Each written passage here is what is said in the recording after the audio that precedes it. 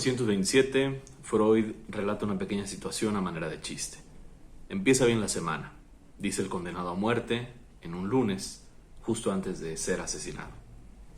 En este caso, no solo retoma algunas de las ideas que había trabajado en 1905 con su artículo titulado El chiste y su relación con el inconsciente, sino sigue profundizando en este caso en esa figura, como él menciona, de la palabrería, esa figura humorística que en algún momento aísla cierta situación donde convive algo del sufrimiento, donde se puede relatar algo del otro y donde particularmente a partir de esa situación llevada quizás a la ironía, puede presentarse un tipo de placer tanto para el que dice el chiste como quizás en algún momento para sus escuchas. Hoy en Cinema Freud vamos a hablar del humor, vamos a hablar de si eso que se puede pensar del chiste actualmente tiene vigencia y qué hay con los chistes en este caso de hoy, y por supuesto en lo que para el cine sería un género mismo llamado la comedia, que bueno, entra con diversos subgéneros, diversas mezcolanzas, tanto para hablarnos de cuestiones trágicas en algún momento, para hablarnos en algún momento también de cuestiones románticas, e incluso, bueno, presente con algunos otros tipos de estilos, hacia falso documental, hacia el stand-up, también tan conocido y tan popular hoy en nuestros días, y bueno, pues en este caso hacia unas innumerables presentaciones que seguramente les traerán a ustedes tanto películas favoritas de este género, pero también actores que se han consagrado directamente en este tipo de arte. Soy Octavio Resolís y sean bienvenidos nuevamente a esta emisión de Cinema Freud. Hemos de pensar estos dos artículos de Freud que hemos mencionado, tanto El chiste y su relación con el inconsciente de 1905 como después El humor de 1927, como un antecedente directo dentro del psicoanálisis, donde se puede abordar, en este caso, como decíamos inicialmente, una propuesta que pretende pensar los usos no solo inconscientes a partir de la palabra, a partir de la relación justamente con el otro, a partir de eso que se encubre en muchas ocasiones también a partir del chiste, y posteriormente en el humor me parece una revisión todavía más profunda, donde ya ha alcanzado vigencia algunos otros postulados.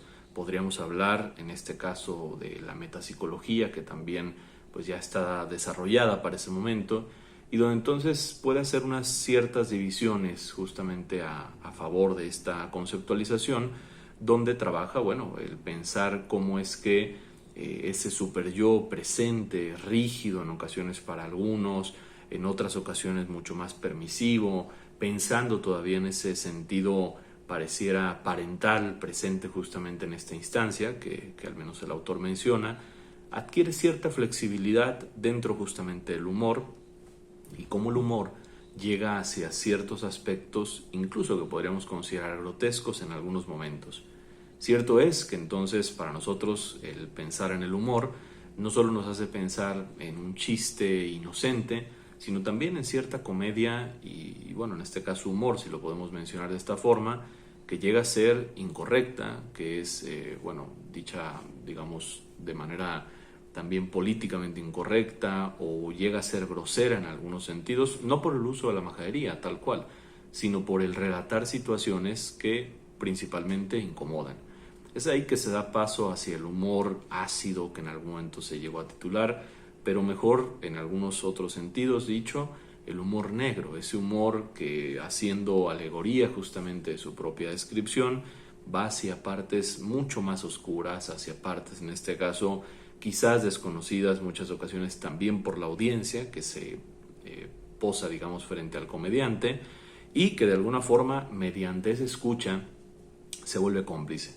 Cómplice en este caso de todo un espectáculo que evidentemente ha sido consagrado en el propio sentido de esto es comedia, esto es un chiste, esto es humor, pero que de pronto podría llegar a sentirse incluso aludido, ¿sí? La diferencia vital entre justamente el aspecto del chiste, por un lado, que puede ser esa figura, como decíamos, a manera de la palabrería en cuanto a su juego con el otro, es que en el humor justo se van a tocar las fronteras de ese otro y las fronteras mismas, como decíamos, de lo placentero también en cierto momento.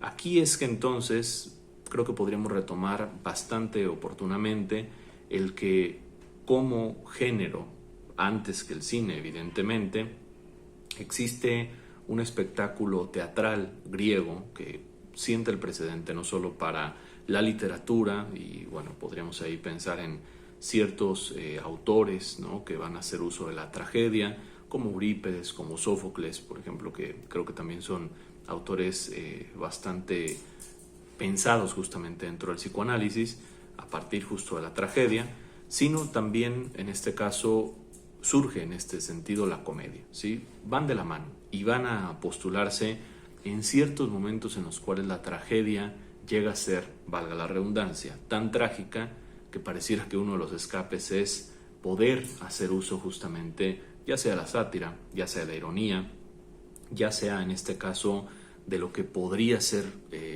pensar la caricaturización, o bueno, en determinado momento de lo que podría ser pensar ese sentido prácticamente limítrofe con el que no quede otra opción que reír. Así lo expone Matías Laje en su artículo El humor no es un chiste, que también queda como recomendación anexa justo a este video, en donde no solo nos plantea que ese humor trata de lo que alguien puede decir en el borde de una ruptura de lazo social, sino también nos postula un concepto o retoma un concepto griego que es el farmacón, donde enfermedad, tratamiento y remedio no se acaban diferenciando del todo. Él postula en este caso que justo en ese aspecto el humor pues puede tener una cierta relación con el poder pensar por un lado el sufrimiento, quizás en algún momento también ser utilizado como una especie de denuncia, pero también dar un cierto alivio, sobre todo en momentos quizás trágicos o en momentos, pues en este caso problemáticos, que podrían ser para un sujeto, pero también podrían ser para la sociedad. Creo que uno de los ejemplos que continuamente se utilizan, sobre todo cuando se piensa al chiste o a la comedia en general, en el uso práctico, digamos, cotidiano del semejante, del uno a uno, es en este caso el pensar incluso en aquellos famosos, por ejemplo, sepelios, ¿no? Aquellos momentos, por ejemplo, donde se acompaña a alguien que ha padecido una pérdida y cómo de pronto es algo, sí, que podría pensarse hasta surrealista, el que en esa escena tan trágica, tan dolorosa, existan ciertas risas, cierta complicidad, ciertos momentos donde pareciera que hay un alivio. Y no me refiero desde aquellos que son quizás lejanos a aquel, por ejemplo, que ha fallecido o que van en una función, digamos, lejana al acompañar, por ejemplo, a quien le ha fallecido a alguien, sino en muchas ocasiones incluso en esa complicidad dentro de la familia, ¿no? Recordando, por ejemplo, cierta anécdota que quizás involucraba, por ejemplo, a alguien con el fallecido, al fallecido mismo, o cómo de pronto pareciera que es necesario justo ese tipo de liberación, ¿no? Ese tipo ahí de, en este caso, ruptura justamente de lo trágico con el uso ya sea de un chiste o por ejemplo de la anécdota, ¿no? Es cierto que en este caso el sentido de la parodia, que también de pronto toma al otro, pues es un sentido que entonces encubre no solo el aspecto de lo sufriente, de lo trágico y liberarse a partir de lo cómico, sino incluso puede encubrir ciertas cuestiones afectivas como el odio, ¿no? El chiste también va a venir una figura, digamos, remarcada justamente del poder parodiar al otro a partir de sus aspectos mucho más monstruosos o mucho más caricaturizados. Y en este caso entonces ya no solo estamos en el sentido, por ejemplo, de ese uso cotidiano del sepelio, como decíamos, ¿no? O del momento de que alguien ha fallecido, sino también en algunos otros momentos, ¿no? Donde existe la comedia a partir de la tragedia del otro. Esto bien podría ser criticado, por supuesto, en nuestros tiempos más actuales, sobre todo donde se tiende a repensar mucho de lo que antes pareció gracioso, sino también pues creo que nos puede dar una pauta justamente para cómo la comedia en algún momento intenta reinventarse y paralelamente, más allá del uso práctico, en ciertos momentos, por ejemplo, donde podríamos involucrar a la ideología, la comedia ha sido recurso justamente a partir ya sea de la parodia que hemos mencionado, ¿no? Como esa figura donde queda contenido el odio hacia el otro, para parodiar entonces al político, para parodiar al gobernante, para parodiar, por ejemplo, a ciertas figuras de poder, que esto reside, bueno, de diferentes épocas, ¿no? Desde totalitarismos italianos, donde la comedia también empezó a presentarse, por ejemplo, en el cine. Creo que para muchos de los que conocen justamente el cine, uno de los momentos más característicos es el del el neorrealismo italiano, que plantea justamente una liberación hacia esos esquemas donde las producciones cinematográficas eran dictadas, valga el juego también de palabras, por los gobernantes dictadores de la época, que prácticamente era una producción cinematográfica a pedido, a modo, que fuese, digamos, en echarse porras a sí mismo, ¿no? Que consistiera justamente en decir, miren los buenos que somos, ¿no? Creo que este es un uso que no solo ha estado presente en el totalitarismo, también ha estado presente en algunas democracias. Por ejemplo, en algún momento a Hollywood justamente se le ha acusado de eso, ¿no? De poder, particularmente en las tragedias de los otros, en esas películas, por ejemplo, de estos soldados, ¿no? Que van a invadir, no pensar en el sufrimiento de quien es invadido, sino en el sufrimiento del que va a invadir y cómo particularmente, bueno, la pasa también bastante mal, ¿no? Bajo los efectos colaterales de la guerra. Creo que podría ser un tema aparte, ¿no? Pero, bueno, está presente también como un recurso cinematográfico, y ese espacio que llamamos el neorrealismo italiano, ese movimiento, parte justamente de esto, ¿no? De poder hacer producciones alejadas, en este caso, de lo que es como tal, pues particularmente el cine bajo esa demanda, ¿no? Bajo ese pedido, por ejemplo, muy dictado, y entonces empezar a hacer otras creaciones. Y ahí también surgen ciertas figuras de la comedia. Chaplin en su momento lo hace, hay algunos otros como Groucho Marx que también van a estar justamente trabajando este tipo de comedia. Podríamos hablar de los famosos moneros, los caricaturistas, ¿no? Tan presentes, por ejemplo, en México y en algunas otras partes de Latinoamérica, donde, bueno, también se hace cotidianamente un ejercicio justamente de lo cómico como crítica, ¿no? Como decíamos, a partir de la caricatura, aquí dicho puntualmente, pero también a partir justamente de lo que puede ser, en este caso, la parodia, ¿no? Que ahí decimos, incluye justamente esta figura de odio, de repudio, de rechazo, pero también en este caso de crítica. Y ciertas producciones, ¿no? Que ya no solo en la comedia, creo que también otros géneros van encubriendo justamente esta crítica para el pensar la ridiculez justamente de todo un sistema a veces ideológico, político, económico, a partir justamente, como decíamos, pues del paralelismo que puede incluirse en este caso en la ironía, ¿no? Creo que es una figura que sigue presente hacia nuestros días y que nos habla justamente de esto a partir ya quizás de presentaciones dentro justamente del séptimo arte. Pero quizás es importante también detenernos en la figura cómica por excelencia quizás de los últimos años, de las últimas en este caso décadas, que es justamente el mencionado stand-up, ¿no? Este sentido presente a manera de monólogo en el cual alguien curiosamente va a hablar de su cotidianidad mayormente a partir justamente de una visión donde se pueden ir tocando diversos temas que corresponden a una índole social, pero vividos en muchas ocasiones a partir de una visión meramente subjetiva, a partir de una visión, en este caso, donde viene implícita justamente la tragedia, y volvemos entonces a ese comienzo griego, ¿no? Tragedia y comedia vienen a nacer en el mismo momento. Matías Laje nos dice entonces, tenemos también al farmacón como tratamiento, como enfermedad, como el mismo sentido ahí de dosis que puede aliviar estos dos aspectos. Y entonces tenemos al stand-up que nos presenta, insisto, ¿no? Curiosamente, un recurso donde se puede hablar también del chiste, ¿no? Aisladamente, estos gag, ¿no? Que ahora nos detendremos también a explicar brevemente, pero bajo una figura de comediante que pareciera cualquiera de nosotros, ¿no? Incluso, bueno, a pesar de que los espectáculos del stand-up hoy son montados muy en la cuestión pareciera rockstar, ¿no? De alguien que entra, que es ovacionado, que acaba siendo seguido, ¿no? Hoy día son figuras muy representativas, digamos, entre estos famosos influencers, ¿no? Que también tendríamos que hablar aquí de la presencia justamente de la virtualidad. Ojo, muchos de ellos, y sobre todo para el que es fan quizás de alguno, particularmente podría destacar un factor trágico justamente en la vida de estos.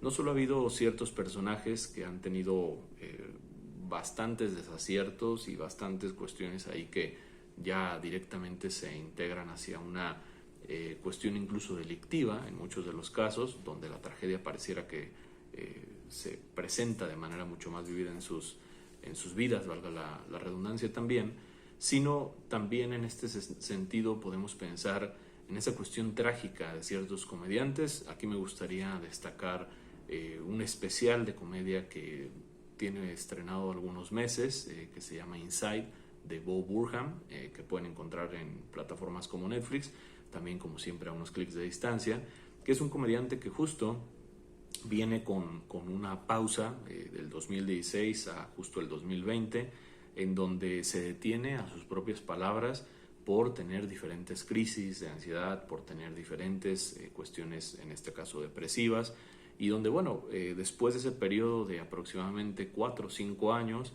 él justo en el momento que va a retomar su vida, digamos, laboral, cómica, ¿no? A final de cuentas, pues lo golpetea de manera también muy irónica la pandemia, ¿no? Lo digo irónicamente porque a final de cuentas él dice, no hay un mejor momento para volver que y llega la pandemia, ¿no? Quizás no recuerde ese chiste de Freud de vaya manera de empezar la semana, ¿no? Sobre todo en lunes. Entonces, bueno, pues Bo Burnham en este tipo de producción nos plantea un recorrido que es quizás una de las piezas más interesantes, sobre todo pensándolo así como una película, ¿no? un especial de comedia, si también se quiere pensar así, que es producido enteramente, al igual que en este caso dirigido y al igual que escrito en la pandemia, ¿no? Bo Burnham quería regresar, no sabía con qué espectáculo regresar, si retomar quizás chistes de antes, hacer ciertas variaciones, esto es algo que él mismo comenta, pero lo hace directamente bajo una producción dentro de casa, ¿no? Podemos ver dentro de este especial cómo va consiguiendo equipo, cómo va grabando en un cuarto, cómo va haciendo uso de las luces, cómo se vuelve un experto también digamos, en todo el montaje, en toda la producción, y cómo paulatinamente va escribiendo un documental, digamos, hecho de su propia vida, además hecho en este caso bajo un guión, bajo una comedia, bajo una disposición, con la postulación justamente de poder terminarlo, quizás con una cierta esperanza, que es antes de su cumpleaños, al menos así lo postula en ese aspecto, pero también quizás pensando en cuanto acabe la pandemia.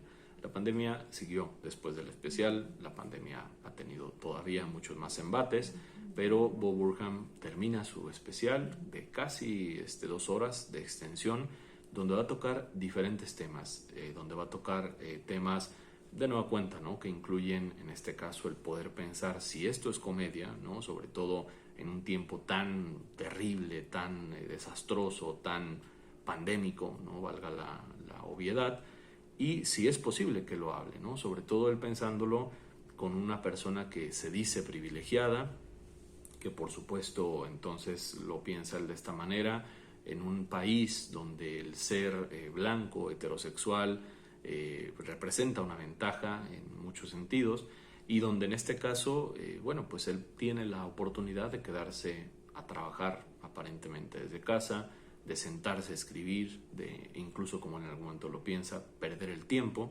e incluso perderse justamente en estas pequeñas crisis que él mismo tilda de ridículas a partir de problemáticas y pensamientos que incluso lo conecta, ¿no? Vamos a ver si hay alguien que también, pues en este caso los tiene. Y es así que podemos hablar entonces de una figura narrativa característica justamente del cine de humor, que es el gag, que en este caso creo que no solo se encuentra presente en ciertas películas de comedia, sino también en ciertos usos justamente del stand-up, que nos presenta en este caso algunas cuestiones muy puntuales. El gag como una figura de incongruencia, donde a final de cuentas ya sea el personaje cómico plantee, pues en este caso, una lógica distinta a la situación, pareciera que trae su propia realidad, o el gag se aproveche como una figura que rompe entonces la lógica del discurso, posibilitando entonces también una relectura, ¿no? Como veíamos entonces en el pequeño chiste de Freud, no solo nos plantea en este caso a un condenado que va a cambiar toda la situación, sino que alguien entonces diciendo vaya manera de comenzar la semana, si lo dijese cualquiera, bueno, pues obtendría una lógica convencional,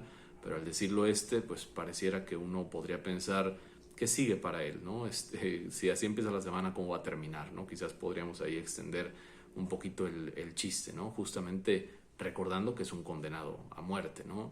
El chiste no se explica necesariamente, ¿no? El chiste lo que plantea es eso, ¿no? Que en este caso espectador, el oyente, puede en determinado momento adentrarse justamente a esas lógicas. Creo que en México lo conocemos muy bien con el tema del albur, que pareciera que en ese juego de palabras constante no es que relate una figura como el chiste, tal cual, sino que en el juego de palabras aproveche que alguien pueda en algún momento sustraer justamente la lógica de un discurso con entonces la utilización pues prácticamente de un doble sentido, ¿no? De pronto se dice que en este caso el albur mexicano puede plantear o puede convertir todo en un albur, ¿no? Y todo puede ser entonces en algún momento también grotesco, ¿no?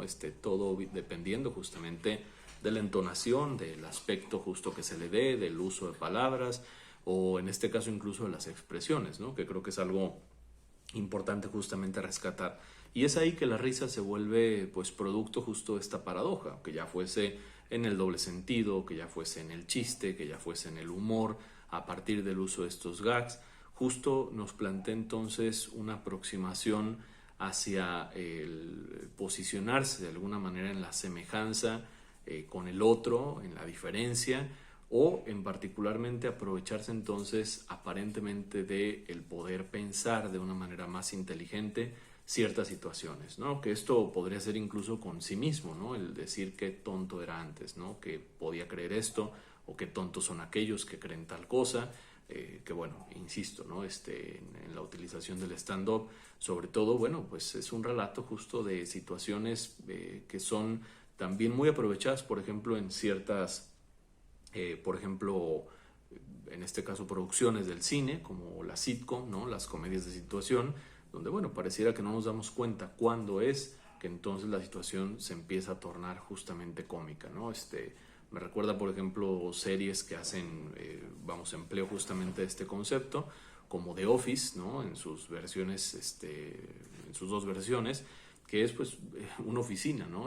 Qué ambiente pudiera ser tan aburrido como el de una oficina, sin embargo se vuelve sumamente gracioso, ¿no? O Friends, por ejemplo, también, que va aprovechando diferentes situaciones también, podrían ser de todo, ¿no? Románticas, trágicas, en algún momento de cierto suspenso, ¿no? Entre sus propios personajes, pero siempre con esa comedia de situación, ¿no? De qué podría ser, digamos, de un grupo de amigos, sobre todo que se reúnen en una cafetería, ¿no? Como uno de los escenarios más en este caso representativos de esta serie, o en sus apartamentos. Sin embargo se vuelve sumamente gracioso, ¿no? Incluso por esa entonación que pueden dar hacia situaciones, insistimos, completamente cotidianas, ¿no? ¿Qué es lo que rompe lo cotidiano? El gag, entonces, ¿no? Justo ahí es, como decíamos, que se postula la incongruencia, ¿no? Algo que adquiere una nueva lógica, algo que adquiere una capacidad de relectura, y que esto bien, pues creo que se establecía justo en el artículo de 1927 de Freud, que nos plantea entonces que esa posición humorística, pues no necesariamente todo el mundo puede llegar a obtenerla, ¿no? Ese poder hacer la lectura de las situaciones, ese reírse de sí mismos, lo mismo que, bueno, en culturas como la mexicana también se dice constantemente, ¿no?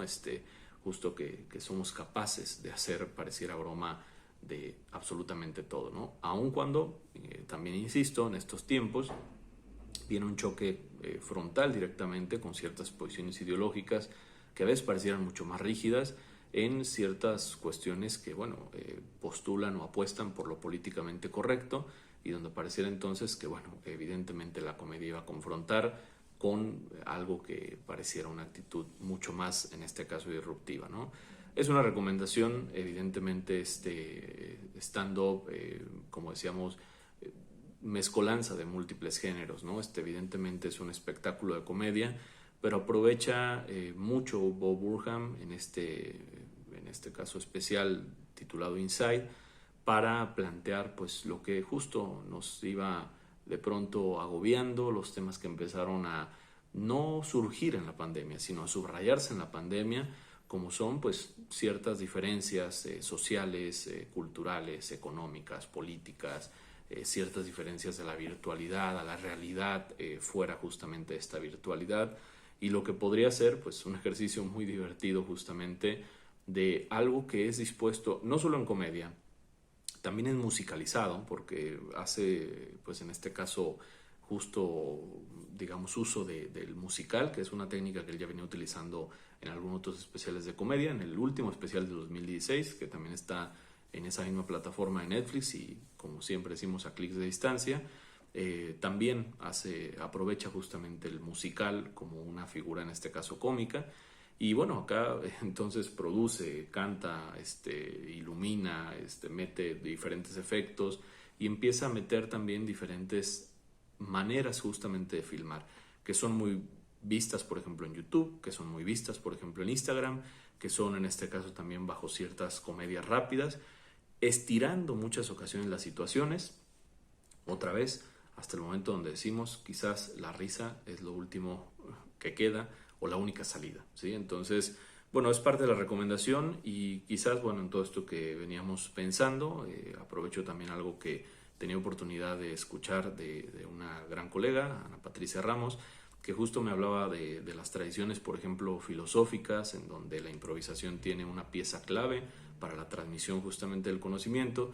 Quizás sería muy aventurado decir que hay una posición filosófica en la comedia, es un tema que a lo mejor podríamos trabajar, pero cierto es que los cómicos surgen también mucho de la improvisación.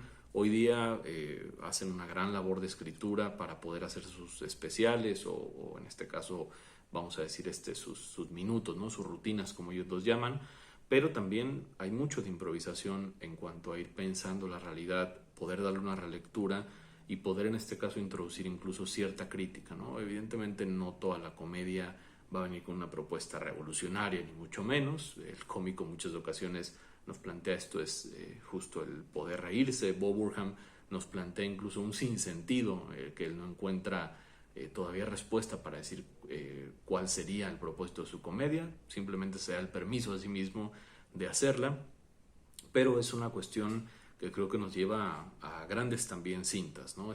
Woody Allen como un autor que se podría pensar desde la comedia es sumamente trágico, sumamente oscuro en ocasiones, para otros sumamente romántico en sus cintas, pero siempre presente con eso, ¿no? Con un personaje o ciertos personajes que pareciera que llevan a lo más extremoso las situaciones y otra vez ahí está justamente la complicidad del espectador en una risa que surge entonces pues justamente de esas paradojas que llega a observar, surge de la incongruencia y como decíamos, quizás para muchos de nosotros surge como la única salida justamente frente a lo trágico, entonces, o frente a, como decíamos, el sufrimiento.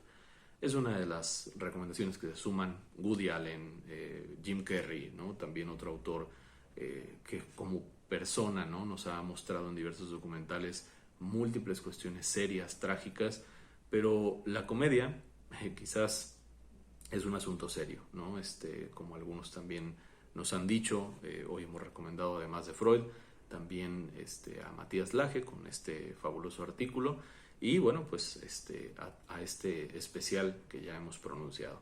De mi parte sería todo por esta ocasión. Como siempre, les invito a seguir pensando el cine y el psicoanálisis cuadro a cuadro y espero que esta ocasión también, pues el humor, ¿sí?